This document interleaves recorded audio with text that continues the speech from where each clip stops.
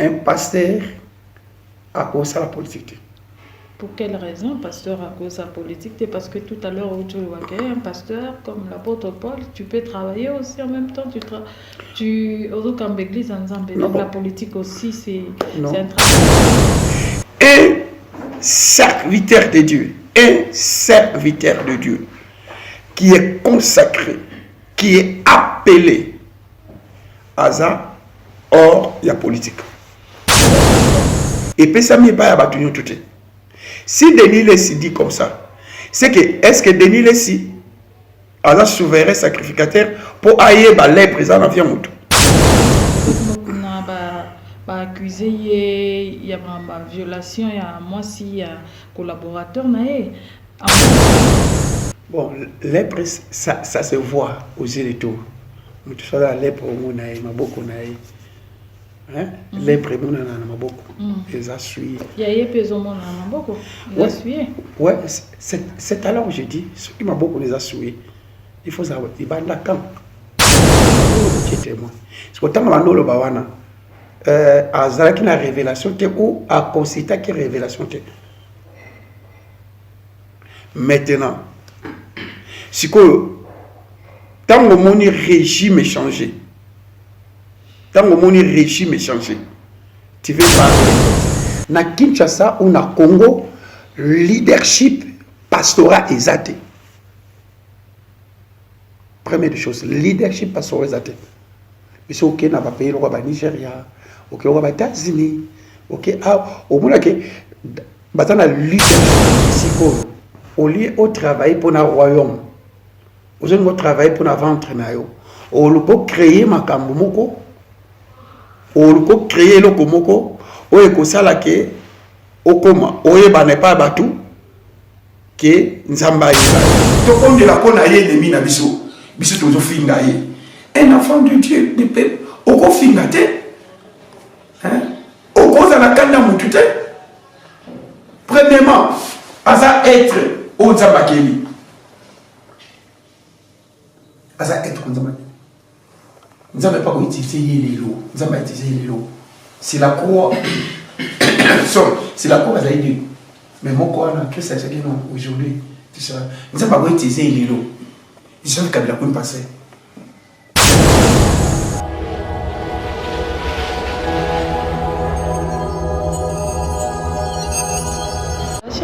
Bonjour à vous qui nous suivez de partout, vous nous suivez de l'Europe en direct de Congo, Mokili. Anita Cho est là pour un autre numéro. Je vais recevoir le pasteur Matou, qui est aussi un de Congolais, un pasteur d'ici de l'Afrique du Sud. Alors, il va devoir s'entretenir avec Anita Cho aujourd'hui. Bonjour pasteur. Bonjour. Pasteur Toye Panayo, nous venons te visiter.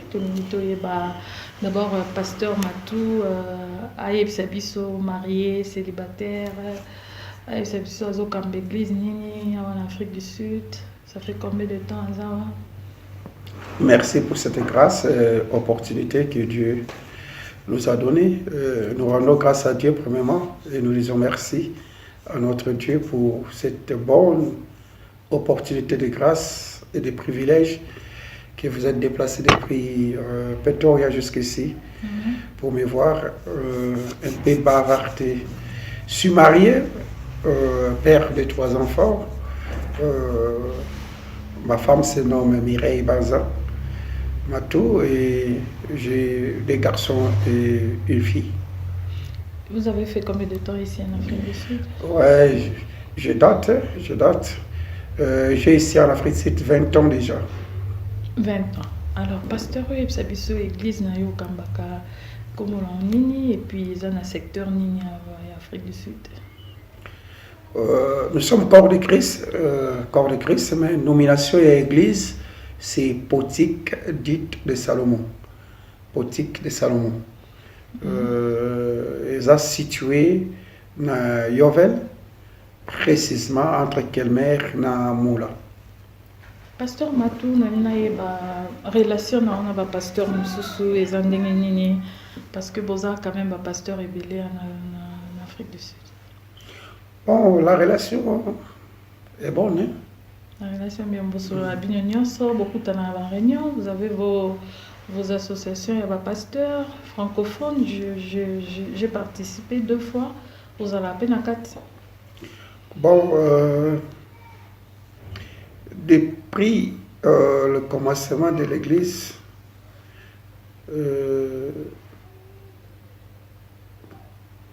ils ont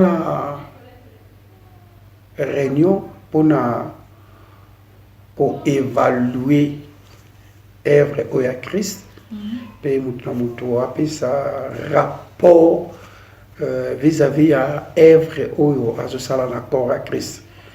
Notre réunion vraiment, pour poser réunion, nous, en Afrique du Sud, nous n'avons pas l'habitude de faire la réunion chaque fois. Mais on a quand même parmi membres et associations et pasteurs francophones. Non, si tu dis francophone, nous sommes membres du corps du Christ. Quand nous sommes membres du corps du Christ, nous sommes en Afrique du Sud. Donc, qui vraiment basé tous en association francophone. Il faut tous en basé dans l'association il y a corps à Christ. Dans le corps à Christ, comme l'apôtre Paul dit, ils ont la juifté, grecté aux nations. Donc, ceux qui tout ça la Congo, ils ont tout ça à la main. Nous sommes corps de Christ. Il faut toutes les églises où toujours confesser comme à Jésus, tout ça uni. Alors, tu es au côté congolais parce que moi je parle un peu plus des Congolais, ouais. Des Congolais parce qu'il y a aussi des Congolais qui ont mon association dans mon pasteur, Nangé Kanaye, Basso Zapi membre na Kati. Toute association en habite dans association tous les en habite dans mais notre but la vie chrétienne c'est le royaume. C'est le royaume. C'est que but dans les années. Donc, pasteur Matou, si je comprends bien, il n'est pas dedans dans un groupe point. Non, nous sommes là. Je dis bien, nous sommes là. Okay. Mais, exactement que l'association, il y a pas pasteur congolais, but majeur dans nous. But majeur, il y a christianisme, comme Paul dit, sur les cieux. Quand l'Israël, c'est la Messie, puis la promesse où nous, les chrétiens, nous avons promesse au royaume. Il faut que dans le royaume, tout ça uni. Pour n'allo là-bas, tout n'était pas passer francophone, anglophone, non. Mais bango pe na ba pays na bango certainement par exemple ba béninois ba cause appelé dans la bango association. Il y a pasteur, il y a médecin, ils ont m'embêté parce que non, c'est là maintenant le mal de la christianisme. Et l'apôtre Paul a beaucoup combattu, c'était ça.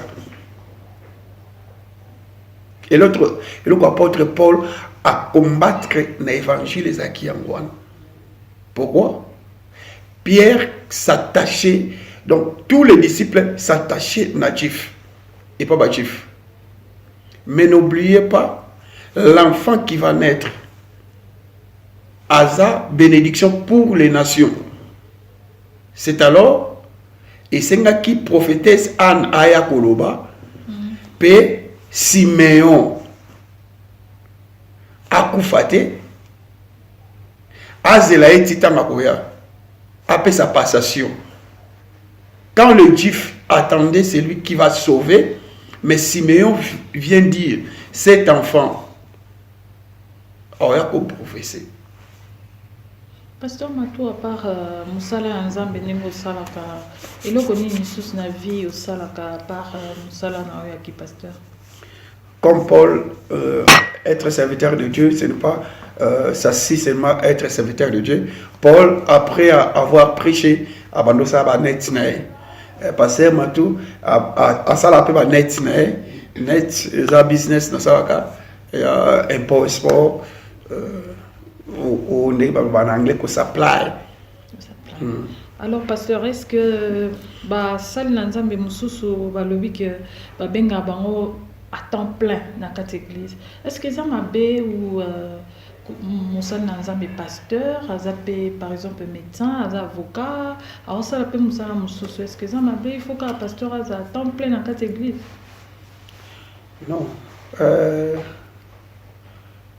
Tant que toza na christianisme nazolobela te maison akala nazolobela c'est la christianisme soki lelo biso nation tozwi privilège ya oservir nzambe c'est d'accord à cause apôtre Paul. À cause apôtre Paul. Mais quand on voit apôtre Paul, on voit qu'il était travailleur et il servait Dieu. Rien ne peut empêcher de servir Dieu et de travailler. Pasteur Matou, merci beaucoup pour cette réponse. Pasteur Nanina, est-ce qu'un pasteur a cause un peu politique? Bon, sur la politique, un pasteur a cause à la politique. Pour quelle raison, pasteur, à cause de la politique? Parce que tout à l'heure, tu vois qu'un pasteur, comme l'apôtre Paul, tu peux travailler aussi en même temps. Tu comme l'église en Zambie. Donc la politique aussi, c'est un travail. Politique, c'est un travail. Mais Christ dit, mon royaume n'est pas de ce siècle. Ce qui est royaume, il y a siècle où je voulais permettre Batunanga Babunda. Donc, un homme de Dieu, Aza, or il y a politique. Donc, ça veut dire que, par exemple, c'est aujourd'hui le pasteur Mokuna qui est en train de mélanger, tout le monde est un pasteur, Moussou, tout le monde pasteur, par exemple, je crois qu'à 15 Moka Gazaki Pena a comme député et tout le monde pasteur Mokuna Dosala. Non,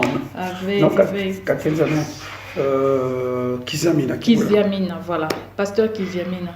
Akoma qui évangéliste qui Akoma qui député.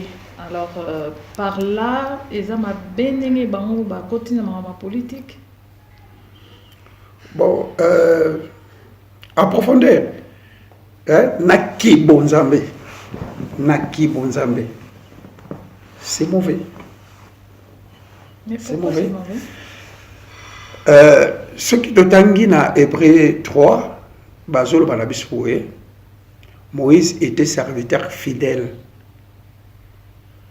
Un serviteur fidèle, na maison, il y a Nzambe, il y a papa. Mais Jésus-Christ est le fils dans la maison du Père. Biso tozaba fils dans la maison Père. Notre royaume est à siècle haute. Royaume Nabiso, écoutez, royaume Nabiso. Non, royaume Nabiso est à siècle haute. Royaume Nabiso est à siècle haute. Ce que c'est à siècle haut, c'est alors le Juif attendait pour la Tawana Christ Abotamaki, basaki sous domination romaine. Bango badeko attendre que comme Jésus-Christ à connaître à quoi sous la domination romaine après sa bango liberté ndenge Moïse salaki ndenge na salaki mais est différent d'être chrétien chrétien n'a d'être hébreu ou juif c'est totalement différent. Un serviteur de Dieu, qui est consacré, qui est appelé à ça, or il y a politique. Alors, pasteur Matou, Ndenge, pasteur Denis, à chaque fois dans l'intervention, que pasteur ne va pas simbo kanambiso, pasteur va contribuer mingi pombo kanambiso beba, pasteur baza na reconnaissance. Qu'est-ce que tu peux dire par rapport à un message Yolandi à pasteur Denis? Ça a raison ou bien ça a tort? Bon, première chose, tant que vous jugez, et Pessamika kana souverain sacrificateur, atala soki mutu aza na lèpre ou aza na lèpre te. Et puis ça m'y pas battu tout. Si Denis Lessi dit comme ça, c'est que est-ce que Denis Lessi a un souverain sacrificateur pour ailler ba lèpre présent dans vie mutu. Ce qui y dans la lèpre. Na Israël si vous avez la lèpre, il faut aller banda ya camp. Au cause à te place mon peuple. Il faut aller banda ya camp. Parce que ce qui est dans la lèpre, c'est que position est à za libanda. Il y a ça l'observation. Non, c'est alors je dis, il y a mon alobit. Au côté na temple était sur la lèpre. Suivez bien. Au côté na temple était sur la lèpre. Sur mon dans la lèpre, position est à libanda. Yakam. Libanda yakam. C'est que vous avez un campement, vous avez un campement libanda. Parce que bino na bino bataba lèpre. Bokosa makasi, bozonga. Pour côté na temple. Mais avant de côté na temple, il faut souverain sacrificateur. Ndenge Paul azoloba na Timothée.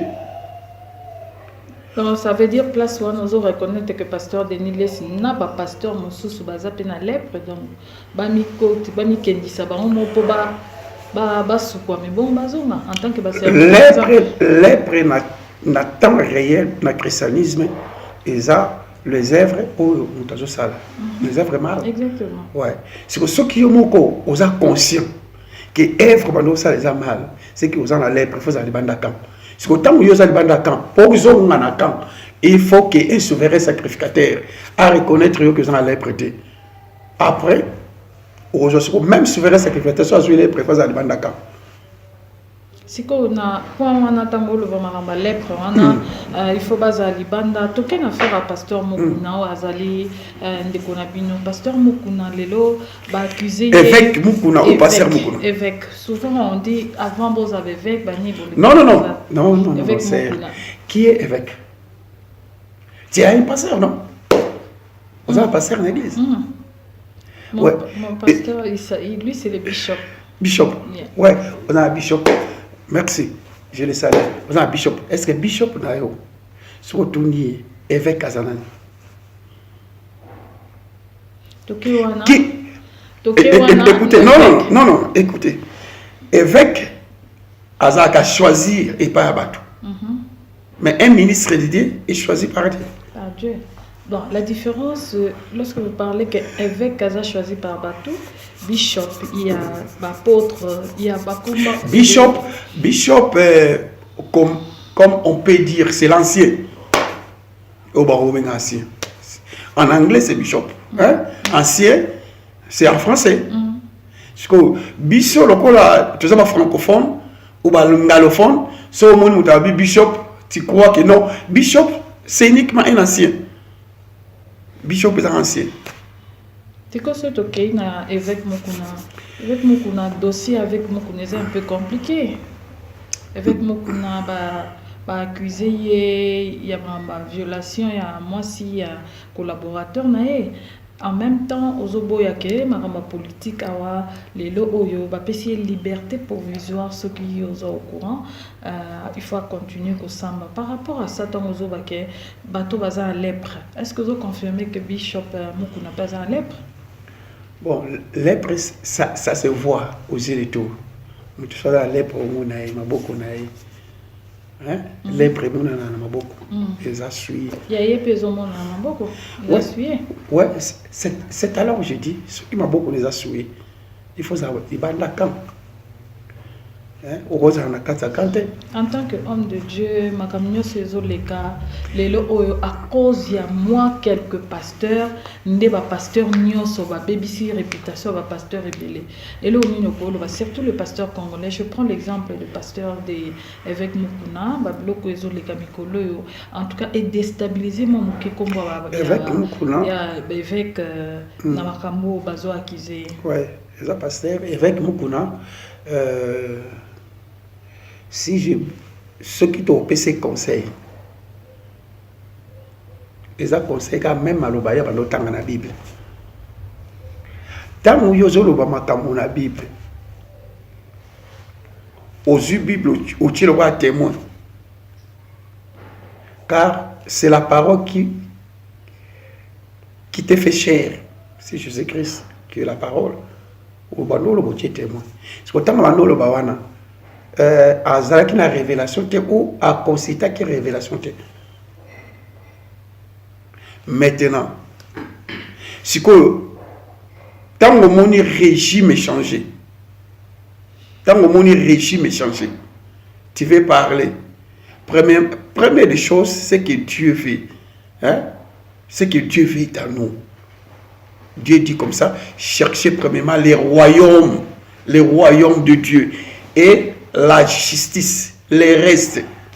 Il y a le bien au bon de l'amboka, pasteur. Il y a le bien à Télémi, Bosso. C'est vrai que Alia Kinyambonga Kabila, qui pasteur Denis Satangi, Liambongo, il y a ancien président Joseph Kabila. C'est vrai que reconnaissance ces appendate côté wana, mais les lots à Balou qui n'a changé quand ils ont, comme on dirait que lobby peut-être président Tshisekedi a Kende ou Yaroya les sous a changé les sous a comme il na kawana. C'est l'instabilité. C'est alors je dis comme ça.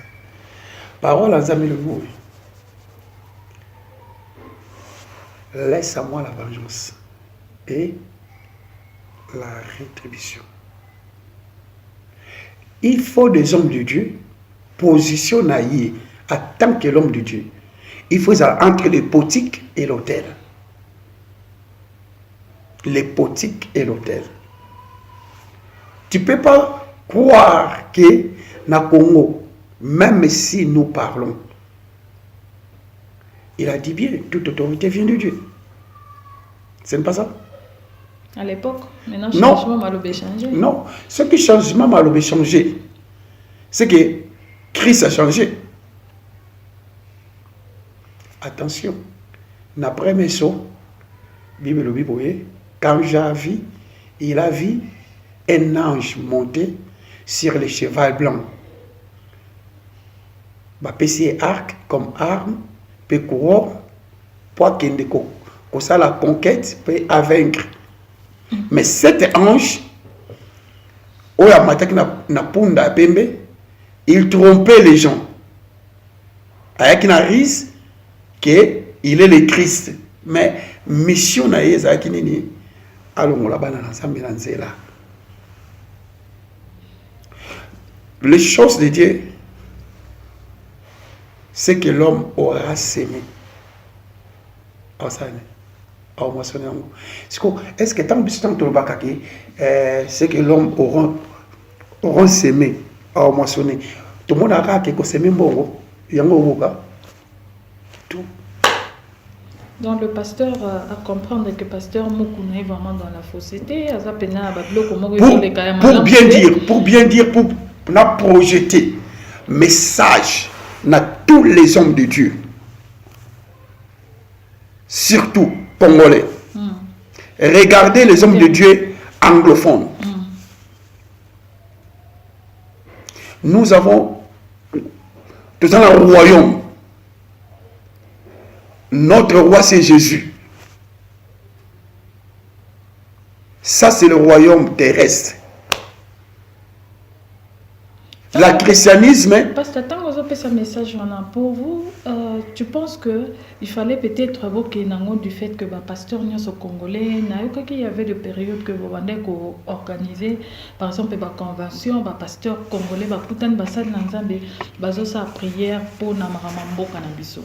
Alors, le lot Oyotozomona, et comme on dirait moi particularité mokoboy pasteur mokabimi à lobby marambu il y a président ancien mususu azobundi sa président ancien bazaki ensemble tout le vraiment clair pasteur Denis Lessi apparemment il défend l'ancien président azo reconnaître va bien faire ça là malgré ba erreur naï c'est OK kota pasteur mokuna anié nyoso à lobby kesko azobundi sa penda pasteur l'ancien président alors na yo quelque part wana ozomona te ke kombo ya nzambe ya basali na nzambe ndezo beba na kati parce que tozomona ba pasteur on dirait moins instabilité o ya telemi ya lobby o ya telemi ya lobby eloko nini yo na merci merci le roi yo moko na kanti ki ngolo ba komwa nzambe zo beba ko komwa nzambe beba te et comment va pasteur komwa ba pasteur komwa nzambe beba te pasteur congolais pena ba kombo na bino zo beba komwa nzambe beba te Dieu peut ressusciter même mabanga même mabanga pour basalela. Quand on parle il y a mabanga non, Dieu peut ressusciter même ma petit les enfants. N'oubliez pas le vieil prophète. Mission a appris à détruire les petits prophètes. Na Kinshasa ou na Congo, leadership pastoral exaté. Première chose, leadership pastoral exaté. Mais c'est ok na ba pays le roi Nigeria, ok le roi États-Unis, ok au moins que batana leadership pastoral. Ce qu'a télémi à lobby, même les présidents, ah ok Lukaï. Il y a un cas présenté. Tu vois? Tu comprends? Mais toutes ces choses, et comme on m'a déjà dans la Bible, Paul, Azolbana, Philippien, les autres serviteurs, la serviteur, mais ils travaillent pour leur ventre. Donc, pas égoïste. Non, pas égoïste. Ils travaillent pour l'Ibumuna Bango. C'est l'égoïsme, pasteur. Ouais. Parce que tant qu'on travaille pour le boulot, ça c'est l'égoïsme. Pasteur, surtout quel est le bino kaba pasteur, qu'est-ce que tu penses sur le miracle? Tout le monde a fait un miracle belé chez le pasteur. Aujourd'hui, tout le monde a un miracle. Pasteur azobim sa serpent na kati ya libuma mutu. Tout le monde a un gogodo mutazo sanza. Est-ce que parlez-nous un peu, il y a un miracle lelo. En tout cas, moi, bilinga comme na vie pastorale mingi otozomona awa na monde ya lelo surtout qui na mona côté na biso ya ba congolais au lieu que to mema musika mais réaction na yotango yo un homme de Dieu ozomona bakamwana ezo sala mozolo bani. Bon, dans le faux, le vrai est là. Et avant que ba miracle non, avant que le miracle, les lois va passer à ça. Le vrai miracle, Christ a fait ça. Christ a fait un miracle surnaturel. Nous avons fait après 4 jours, nous avons ressuscité. Nous avons mis déjà la déposition. Il y a la déposition. Il y a moi là tout seul. Ceux qui s'y connaissent, au lieu de travailler pour le royaume, vous allez travailler pour la ventre. Vous allez créer ma camomoko. Vous allez créer le komoko. Vous allez sala ke okoma. Vous allez pas batu ke nzamba yebayo. Vraiment, bisonyonso. Même apôtre Paul a dit nazo kima non pas pour ne perdre coupe, mais nazo kima pour nazo couronne où ils ont réservé. Maintenant fait. Dieu peut faire tout. Première des choses. Dieu peut faire tout. Hein? Le robot de là, le gros de pas bien qui. Ce que Dieu fait, le diable a sali.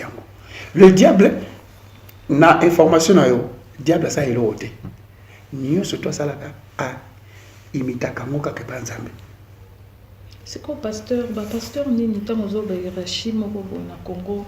Les pasteur nini oyo tala kapenda ba nina bino na Congo wana o penda za kapona yo omoni que pasteur wana na kolo va peut-être un exemple mais na kolo va peut-être que oh vraiment on investi mingi mona que aza correct aibi nzamba solo soko tanga ça tami bali misatu oyo mona na Congo par rapport à musala na ba ambassadeur. Bon, ils ont très bien Nathan Combo, mais nous avons que l'accord à Christ, ils ont encore l'apôtre Paul a exhorté Corinthe, a dit que moi je suis de Paul, moi je suis de Pierre, moi je suis. Nani wa kufila biso na ikulusu. Nani wa kufila biso na ikulusu. Bien sûr, mais alors, nous ne devons pas diviser. C'est Jésus-Christ. Pierre, azosala oyaye, Paul, azosala oyaye, Jean, azosala oyaye. Mais bango nyonso, il faut otala soki bazana modèle ndenge to baka caché ya Christ. Mais c'est ça justement par rapport à Binon de Boye Bani pasteur yango na lobi. Non, par non, non. Par rapport à ndenge ba soit. Non, la Bible lobi le cœur de l'homme est si profond. C'est seulement l'Éternel qui connaît. Qui connaît. Oebi Salomon qui a demandé la sagesse, qui a demandé tout. Mais na taille à Souka, Salomon a pengwaki a komaki ko offrir basan ou ba holocauste et pas nzambe mususu pona ni azana basibili. Mais na Souka ya reine Salomon peut être. Au royaume, il y a Israël, Isaac est divisé. Non, pasteur, on reconnaître que ou bien non, il y a des bons, il y a des mauvais. Non. On ne cite pas les mauvais, on est en train de citer les bons pasteurs qui sont exemplaires aux autres. Peut-être, je peux citer. Oui, peut-être. Je peux citer, mais à tout temps, ce que je vais montrer aux enfants de Dieu, non, nous sommes pour Jésus. Comme nous sommes pour Jésus, il y a des hommes où réellement Dieu a appelé, suite à ce que le présent va corrompu. Les gens vont infiltrer, ou va continuer l'évangile, va se présenter qui le col à l'aide, mais va vivre ici, loup. Les appellent à Oyo, si les lots vont garder l'évangile, seulement l'apparence est qu'on trompe les choses. Peut-être apparence c'est juste à combo oyo et ça élevé et tout moi mi mais comme maintenant oyo moko ngala ebi na rozo mutu oyo na rolo ba mutu oyo tufanda naye tulia naye tozalaka naye na rolo bate oyo mutu oyo na tumonana na ite je connais na Congo mutu oyo abondela ponanga le docteur Fumumba oyo quand je vois sa vie as un exemple il y a l'aime de Dieu. Pasteur Tokei Siko d'un côté Moussoussou.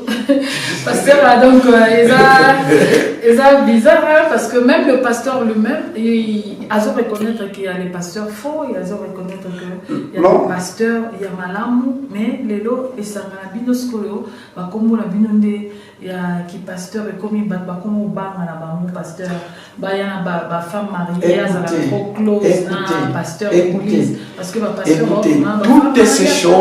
toutes ces choses, même si quand vous prenez saut, il faut voir babi cheval ou azala qui colo avec cheval blanc.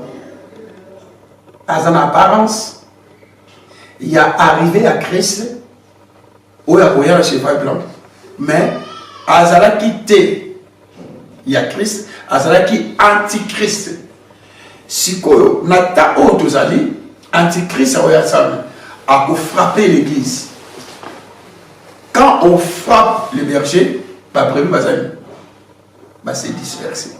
Mission à diable des amis a frappé le berger. Afin que yo, les lots, le big non, mon père habité, à partir de l'eau, non, ça me l'a sauté. Ah, vous réalisez, vous savez la beauté. Si on a tout ça, gloire et les hommes de pas la vie. Les autres sont à côté. Mon pasteur Babi, divorce, c'est comme il y a des parents qui sont dans la église. Tous les hommes, le pasteur, ils ont divorcé. Divorce? La divorce, c'est le qui est belé par un chrétien. Le pasteur, vous autres, il y a un salle et belé. Parce que tous ont remarqué que nous sommes dirait hypocrisie et amis. Dans la couple, on a. Aux autres, là, bateau, tous ont peut-être ma païen, ou des qui n'a qu'à l'église, qui m'a mal à la maison, les autres, bataille belé. Mais vous avez remarqué qu'il y a quelques chrétiens Il y a quelques pasteurs où il faut baser avec exemplaire, les autres divorce c'est comme les divorce c'est comme les Vous savez vraiment Azaf. Oui, Azaf. Azaf a dit comme ça. Alors oui, Namomi, bah méchant va se prospérer. Mais bah na Nzambe, le roi pas ses années.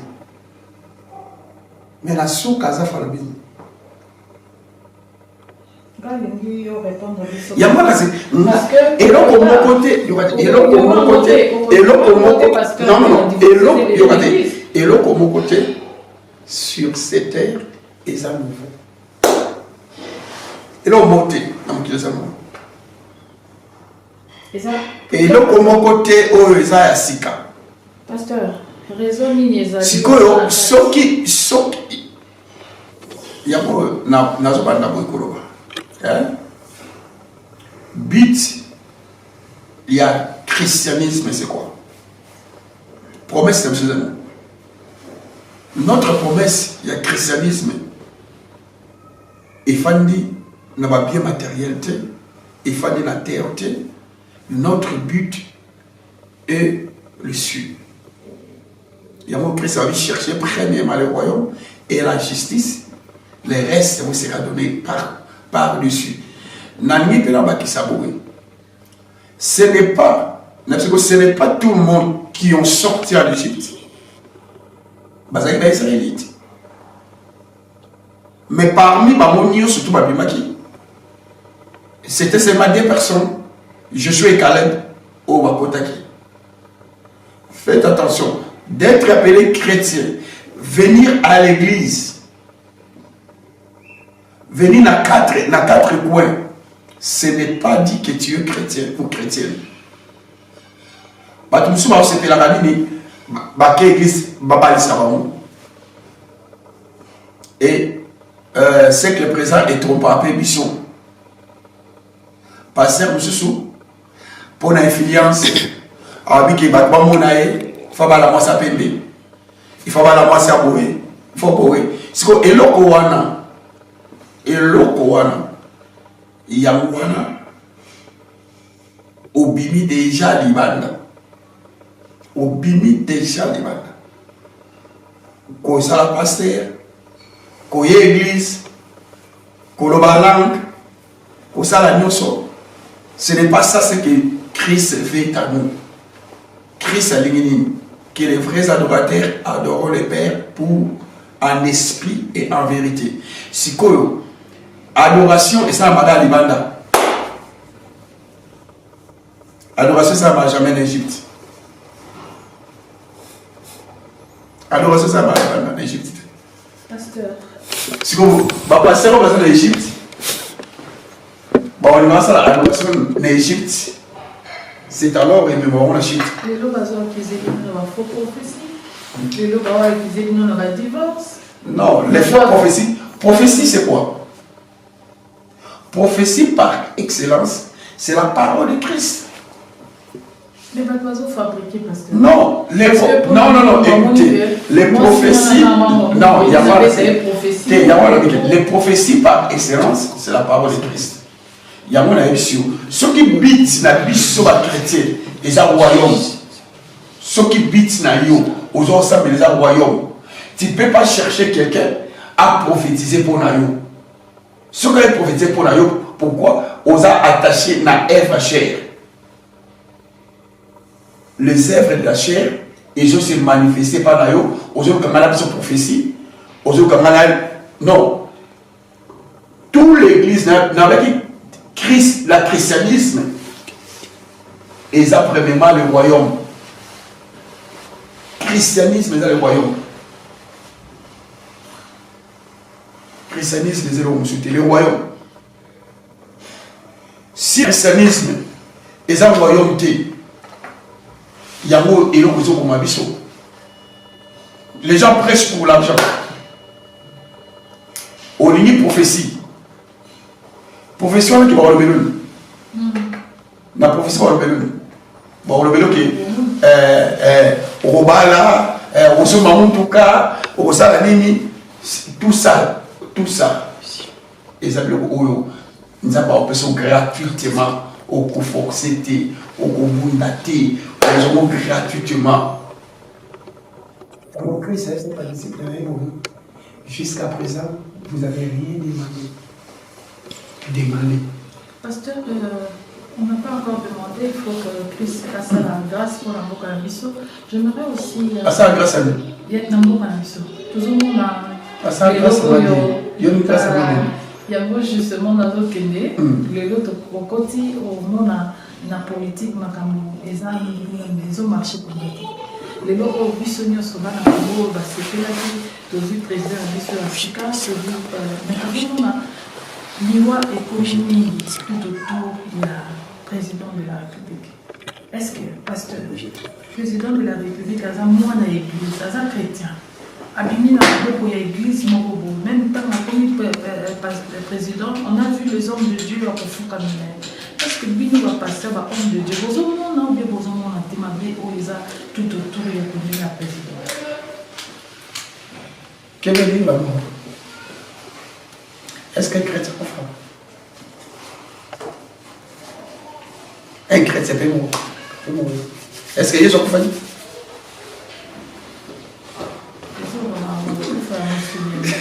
Il y a un habit.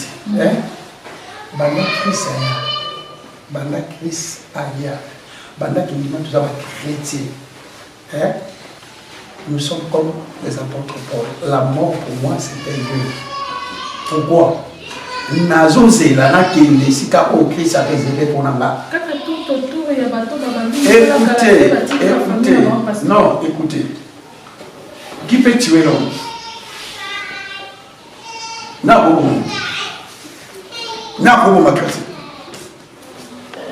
Je pose une question. Oh, l'autre a dit que chrétien. Qui peut te tuer? Non, il y a moi la sanction. Le salaire des péchés, c'est quoi? C'est la mort. Mais le don gratuit de Dieu, c'est la vie éternelle. La Bible est pessimiste sur l'explication de l'union sur très bien. Ça veut dire que le salaire n'a pas... Non. Je dis comme ça. Les salaires des péchés, c'est la mort. Le don gratuit de Dieu, c'est la vie éternelle. Un enfant de Dieu ne meurt pas. Pour leur vie, il est avantageux qui se manaille. Un enfant de Dieu ne meurt pas. Ceux qui nous un enfant de Dieu meurt. C'est que Dieu permet. Écoutez ça très bien. Même coronavirus, même épidémie, même un sorcier ne peut pas tuer un enfant de Dieu. Ta vie est si mal pas dans l'âme. N'oubliez pas, même le diable a très reconnaissant dans nous. Le diable a reconnaissant dans nous. Ce qu'on dit dans Job 1er, verset 7 jusqu'à 10. Diable a dit, Abi Père, Abi Diable, nous avons reconnaissant que au garde à Kaye, au garde à Kababien, il y a un moment dans la ligne, permettre na simba ce qui est à Wangana. Ils ont des jeux politiques là. Écoutez, ils ont des jeux politiques là. Ne suivez pas ce que les gens disent. Si réellement notre président Félix Tshisekedi craint Dieu, or ça a perdu, il y a pas trois jours pour faire. Et c'est quand même inquiétant. Non.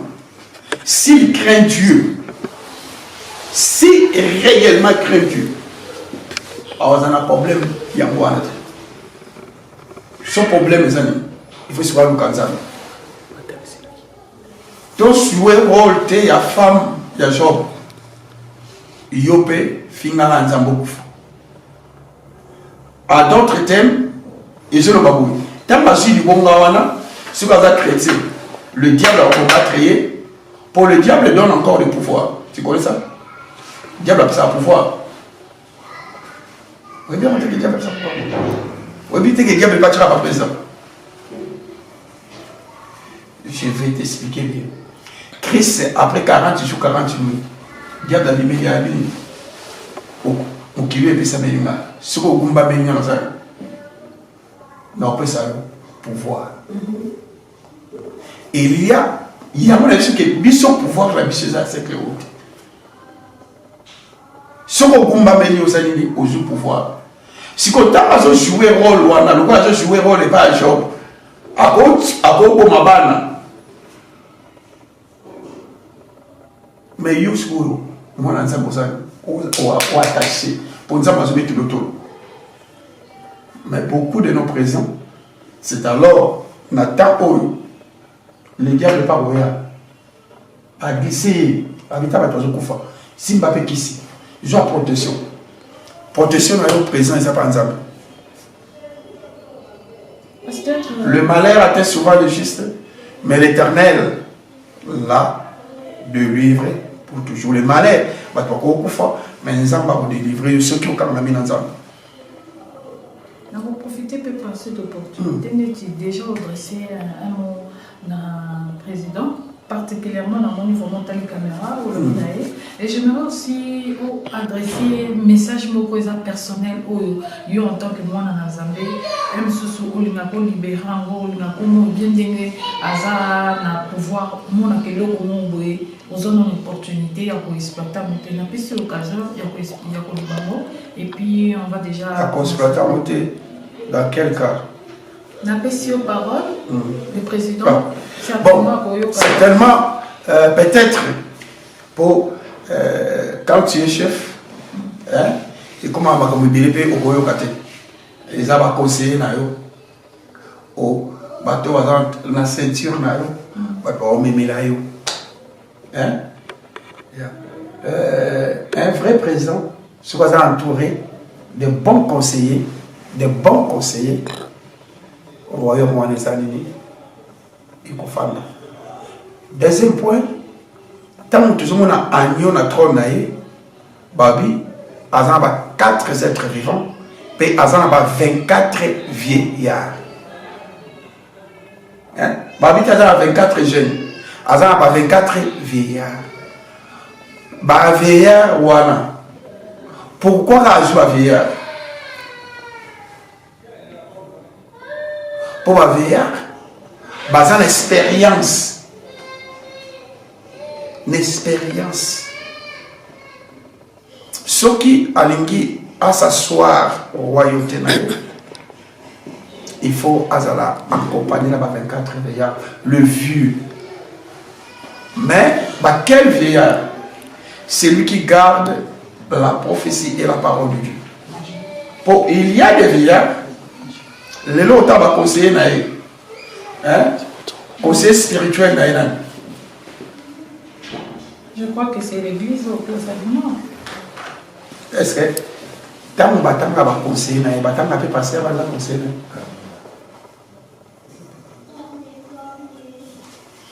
pour l'éducation Un conseil un conseil il peut arriver la président de la place soutien appui aux appels à conseiller.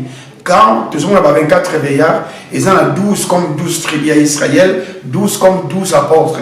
Donc 12 tribus d'Israël, ce sont les anciennes alliances. Oh, ça déjà alliance, mais les 12 ils ont 12 disciples. Oh, ça, la maîtrise, il y a pour ça, la parole de Dieu, le Congo sera dans le noir. Merci beaucoup, pasteur.